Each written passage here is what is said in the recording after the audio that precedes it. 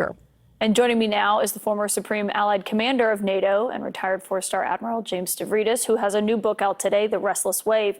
And we'll talk about that in a moment. But given you are someone who has actually been sanctioned by the Kremlin, I just wonder what you make of both of those revelations that Jamie reported on today, including the national security implications of Donald Trump speaking to Putin, given that was at the same time he's urging Republicans not to give Ukraine any more money for its war. You know, Jamie's husband, Danny Silva, is a marvelous novelist. You couldn't make up fiction like this, frankly. And secondly, I think as an American, you wish that instead of sending COVID tests, he would have sent him some bleach, which was his recommendation, Trump's, to take bleach to get through everything.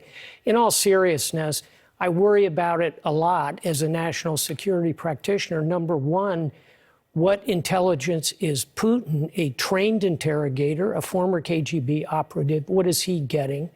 Number two, what a missed intelligence opportunity for the United States if Trump is having these conversations and not debriefing them.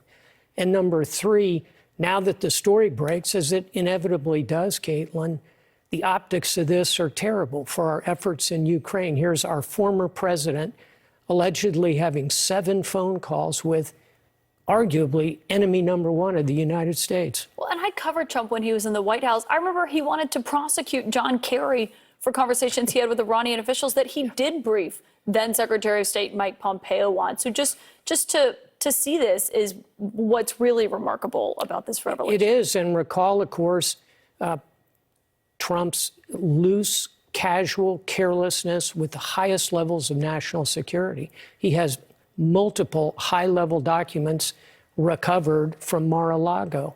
So it's not as though he's someone who is protecting the classified information of the United States, and he's in, allegedly, multiple conversations, again, with a trained intelligence operative leading a nation with whom we have fundamental disagreement. That's a good point. And as we're in this 2024 election, we heard from Harris saying that she thinks Iran is the biggest threat to the U.S. right now. J.D. Vance said today he disagrees with her that Iran's a threat, but he thinks China is a much bigger threat. And I was thinking about your book, The Restless Wave, because it is written about World War II and these great powers and this battle in the Pacific and modern technology for then. And it just made me think of the moment that we're in right now and that we could be on the precipice of very soon. That's exactly why I wrote the book. You know, Winston Churchill, world's most quotable man, said, in order to look far into the future, you have to look to the past. And your point, as we look back 80 years ago to that World War II, we don't have to imagine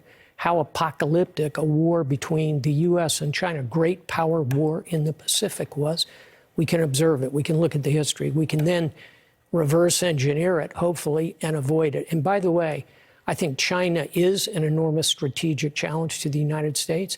Iran is a tactical and operational challenge. It's quite possible to have 2 challenges at the same time. Yeah, which could also be a challenge in and of itself. Indeed. Admiral Stavridis, the book is amazing. Thank you for joining on it. Thanks, Kaitlan.